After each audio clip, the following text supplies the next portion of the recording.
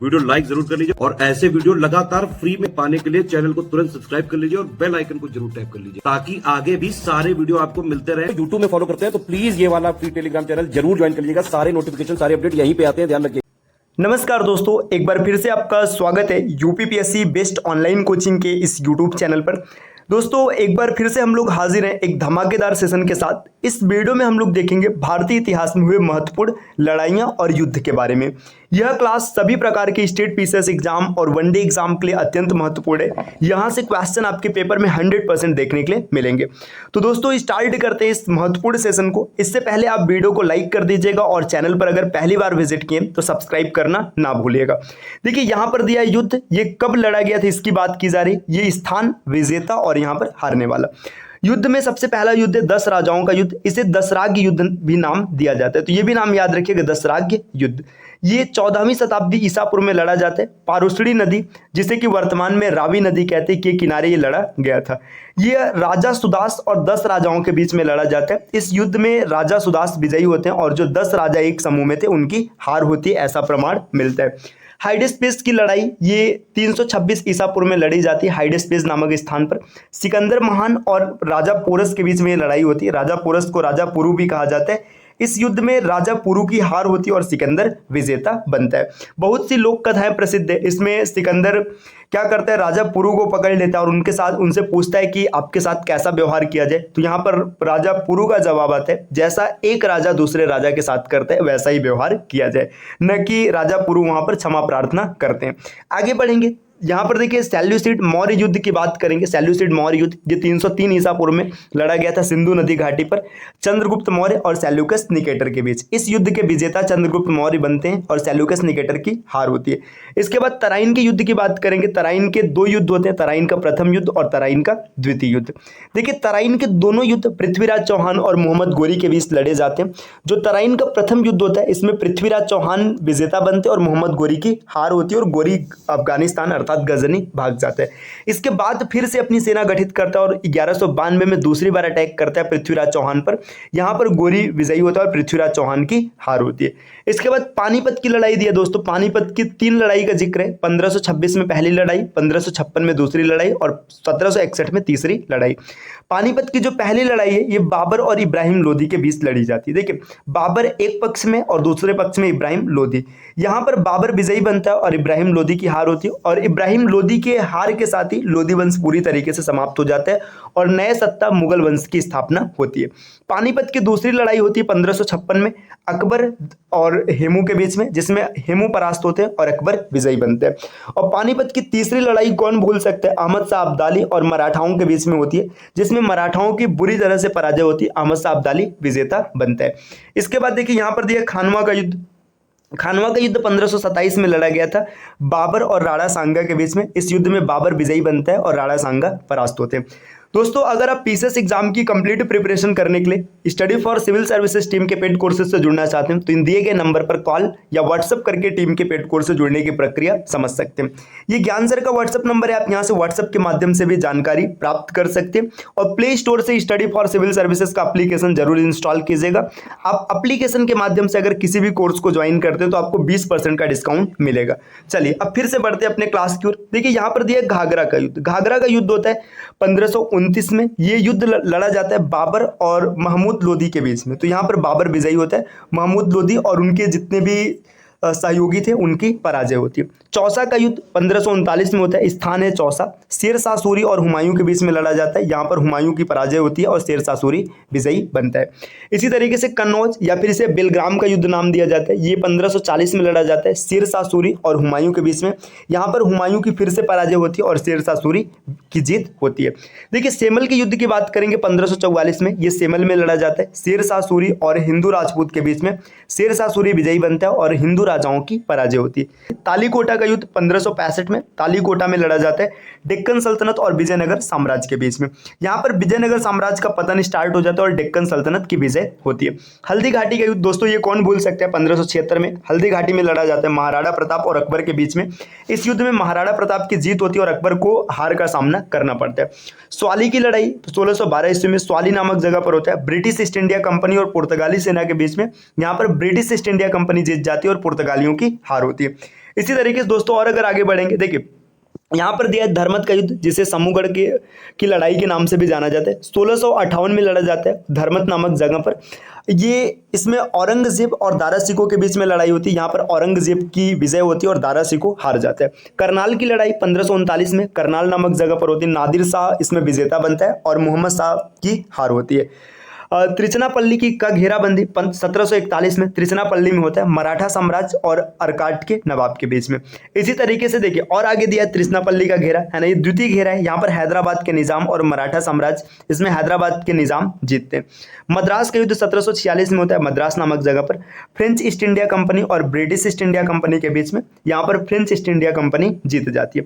अर्काट का घेराबंदी 1751 में अर्काट नामक जगह पर ब्रिटिश ईस्ट इंडिया कंपनी और फ्रांसीसी ईस्ट इंडिया कंपनी, यहाँ पर ब्रिटिश ईस्ट इंडिया कंपनी की जीत होती है।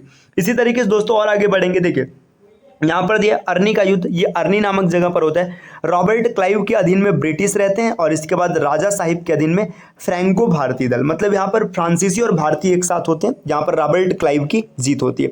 दोस्तों गोल्डन रॉक की लड़ाई 1753 में होती है गोल्डन रॉक नामक शहर पर, है ना। तो ये त्रिचिरापल्ली और British French east India company के बीच में होती है। त्रिचिरापल्ली की यहाँ पर जीत होती है। कलकत्ता का घेराबंदी 1756 में कलकत्ता में होता है बंगाल के नवाब और ब्रिटिश ईस्ट इंडिया कंपनी, यहाँ पर बंगाल के नवाब जीत जाते हैं। प्लासी का युद्ध, के प्लासी का युद्ध कौन नहीं जानते, इसने पूरे इतिहास को बदल के रख दिया है ना। प्लासी का युद्ध ये होता है ब्रिटिश ईस्ट इंडिया कंपनी और नवाब सिराजुद्दौला के बीच में। यहाँ पर जो ब्रिटिश ईस्ट इंडिया कंपनी इसका नेतृत्व करता है रॉबर्ट क्लाइव होता है, इसकी जीत होती है। और इसके बाद यहाँ से भारत की राजनीति में ब्रिटिशर्स का प्रवेश चालू हो जाता है। पांडिचेरी का घेराबंदी 1760, पांडिचेरी में ब्रिटिश ईस्ट इंडिया कंपनी और फ्रेंच ईस्ट इंडिया कंपनी, है ना। वांडीवास का युद्ध, यहाँ से भाई फ्रांसीसियों का वर्चस्व खत्म हो जाता है भारत में, है ना। इसमें अंग्रेज और फ्रांसीसियों के बीच में लड़ा जाता है, अंग्रेज विजयी होते हैं और फ्रांसीसियों की हार होती है। चलिए दोस्तों और आगे बढ़ते हैं। बक्सर का युद्ध, बक्सर का युद्ध तो एकदम पूरी तरीके से इतिहास बदल देता है। 1764 में बक्सर में होता है।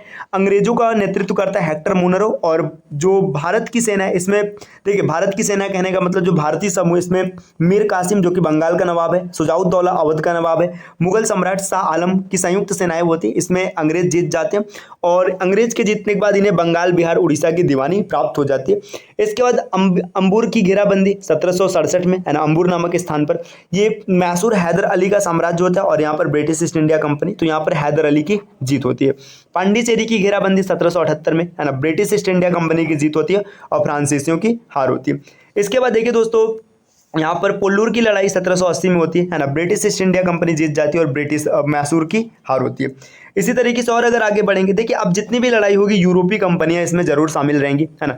देखिए नेगापट्टनम की बात करेंगे 1781 में, नेगापट्टनम नामक जगह पर ब्रिटिश और डच गणराज्य, यहाँ पर ब्रिटिश की जीत होती है। पोर्टो नोवा की लड़ाई 1781 में पोर्टो नोवा नामक स्थान पर होता है। ब्रिटिश ईस्ट इंडिया कंपनी जीत जाती है और मैसूर का साम्राज्य, यहाँ पर इसको हार का सामना करना पड़ता है।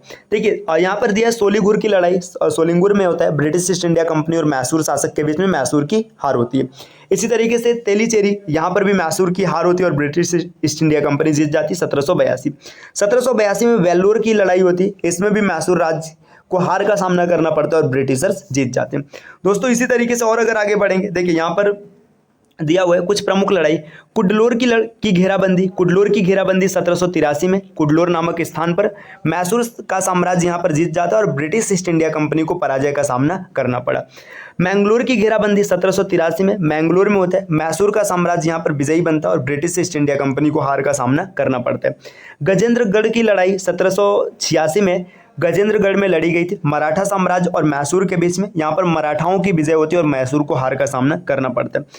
नेदुम कोटा की लड़ाई 1789 में नेदुम कोटा नामक स्थान पर त्रावणकोर और मैसूर राज्य के बीच में, यहाँ पर त्रावणकोर की विजयी होती है। कालीकट की लड़ाई 1790 में कालीकट में होती है, त्रावणकोर और ब्रिटिश ईस्ट इंडिया कंपनी एक तरफ होते हैं और मैसूर पक्ष दूसरी तरफ होता है। यहाँ पर ब्रिटिश ईस्ट इंडिया कंपनी की विजय होती है। आगे देखिएगा दोस्तों, यहाँ पर दिया कनाकोर पर कब्जा 1790 में, है ना, ये ब्रिटिश ईस्ट इंडिया कंपनी और मैसूर के बीच में होता है। ब्रिटिश ईस्ट इंडिया कंपनी यहाँ पर जीत जाती है और कनाकोर पर कब्जा कर लेती है। सिट्टी मुंगलम की लड़ाई, ये सिट्टी मुंगलम में होता है, मैसूर साम्राज्य और ब्रिटिश ईस्ट इंडिया कंपनी के बीच में, मैसूर साम्राज्य यहाँ पर जीतता है। कोयम्बटूर का घेराबंदी 1791 में, ये कोयम्बटूर नामक स्थान पर है, मैसूर साम्राज्य यहाँ पर जीत जाता है और त्रावणकोर और ब्रिटिश की संयुक्त सेना का हार होता है दोस्तों। और अगर आगे बढ़ेंगे देखिए यहाँ पर दिया दरबार का घेराबंदी, दरबार नामक स्थान पर 1791 में ब्रिटिश ईस्ट इंडिया कंपनी की जीत होती है। इसी तरीके से यहाँ पे देखिए गुर्राम कुंडा का घेराबंदी 1791 में, गुर्राम कुंडा नामक स्थान है। हैदराबाद के निजाम और ब्रिटिश ईस्ट इंडिया कंपनी एक तरफ होते हैं और मैसूर साम्राज्य एक तरफ होता है, मैसूर की यहाँ पर हार होती है। कोप्पल का घेराबंदी 1791 में, कोप्पल नामक स्थान पर हैदराबाद के निजाम और ब्रिटिश ईस्ट इंडिया कंपनी एक साथ और मैसूर साम्राज्य को हार का सामना करना पड़ा। देखिए अब धीरे धीरे मैसूर का पतन हो रहा है। नंदी दुर्ग की घेराबंदी नंदी दुर्ग में होता है 1791 में, ब्रिटिश ईस्ट इंडिया कंपनी की जीत होती है, मैसूर साम्राज्य की हार होती है।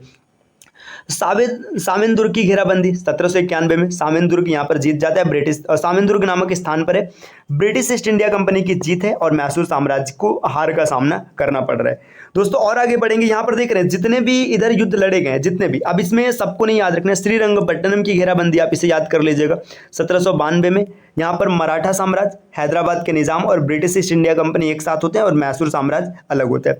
इसके बाद सिमोगा पर कब्जा, ये देखिए मतलब सिमोगा की लड़ाई 1792 में है ना, मराठा साम्राज्य और ब्रिटिश ईस्ट इंडिया कंपनी साथ में मैसूर को हार का सामना करना पड़ रहा है। देखिए क्या क्या आपको याद कर लेना चाहिए, ये देखिए सिडेसर की लड़ाई इसे देख लेना है ना, श्रीरंगपट्टनम देख लीजिएगा, इसके बाद दिल्ली की लड़ाई से भी देख लीजिएगा, ये सब आप इसको याद कर लीजिएगा, आपको काफ़ी ज़्यादा सहायता करेंगे। चलिए अब आगे देखते हैं। देखिए यहाँ फर्रुखाबाद की लड़ाई 1804 में ब्रिटिश ईस्ट इंडिया कंपनी की जीत है, मराठाओं की हार है। डीग किले की घेराबंदी 1804 ईस्वी में, ब्रिटिश ईस्ट इंडिया कंपनी की जीत और मराठा की हार। दिल्ली का घेराबंदी 1804 में, ब्रिटिश ईस्ट इंडिया कंपनी की जीत और मराठाओं की हार। इसके बाद देखिए भरतपुर की लड़ाई, ये इंपॉर्टेंट लड़ाई है ना, भरतपुर की लड़ाई 1805 में, ये भरतपुर में होता है, यहाँ पर मराठा साम्राज्य की जीत होती है और ब्रिटिश ईस्ट इंडिया कंपनी की हार होती है, ये दोस्तों याद रखिएगा। चलिए अब और आगे बढ़ते हैं। देखिए यहाँ पर दिया है, देखिए अब इसमें कुरुचिया विद्रोह आप इसको देख लीजिएगा, वायनाड में होता है, ब्रिटिश ईस्ट इंडिया कंपनी और कुरुचिया और कुडुम्बा जनजाति के बीच में ये ब्रिटिश इनका दमन कर देते हैं और यहाँ पर इनकी जीत होती है। इसके बाद खड़की की युद्ध, अगर खिड़की के युद्ध की बात करेंगे तो खड़की नामक स्थान पर होता है, ब्रिटिश ईस्ट इंडिया कंपनी और मराठाओं के बीच में ब्रिटिश ईस्ट इंडिया कंपनी की जीत होती है। अब देखिए एंग्लो अफगान युद्ध की बात करेंगे, पहला एंग्लो अफगान युद्ध 1842 में होता है, अफगानिस्तान में होता है, ब्रिटिश ईस्ट इंडिया कंपनी की जीत होती है और अफगानिस्तान की हार होती है। ग्वालियर अभियान 1843, ये ग्वालियर में ब्रिटिश ईस्ट इंडिया कंपनी की जीत होती है और मराठा साम्राज्य की हार होती है।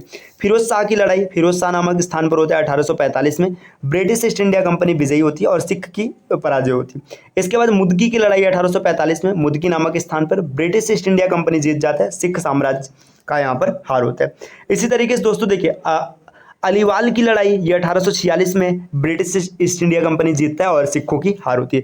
सोबराय की लड़ाई 1846 में, सोबराय नामक स्थान पर ब्रिटिश ईस्ट इंडिया कंपनी विजयी और सिख साम्राज्य की हार होती है। रामनगर की लड़ाई, ये देखिए ये इंपॉर्टेंट है, 1848 में, यहाँ पर सिख साम्राज्य विजयी बनता है और ब्रिटिश ईस्ट इंडिया कंपनी की हार होती है। चिलियावाला की लड़ाई, यहाँ पर 1849 में भी सिख साम्राज्य जीतता है और ब्रिटिश ईस्ट इंडिया कंपनी की हार होती है। गुजरात की लड़ाई फिर से देखिए 1849 में गुजरात में होता है, यहाँ पर ब्रिटिश ईस्ट इंडिया कंपनी जीत जाता है और सिख साम्राज्य की पराजय होती है। मुल्तान का घेराबंदी है ना, ये मुल्तान में होता है, ब्रिटिश ईस्ट इंडिया कंपनी यहाँ पर विजयी बनेगा। देखिए इसी तरीके से दोस्तों ये लगातार युद्ध चलता रहता है। अब देखिए यहाँ पर ये देखिए 1857 के विद्रोह की शुरुआत हो रही है, तो इसकी चर्चा हम लोग अगले क्लास में करेंगे। यहाँ तक की क्लास को आप रिवाइज कर लीजिएगा एक दो बार, ताकि आप इसको आसानी से क्लियर कर पाएं। ये अत्यंत महत्वपूर्ण क्लास है दोस्तों, यहाँ से क्वेश्चन आपके पेपर में 100% देखने के लिए मिलेंगे। अब आपसे मिलेंगे अगले वीडियो में कुछ नए कॉन्सेप्ट के साथ, तब तक के लिए नमस्कार।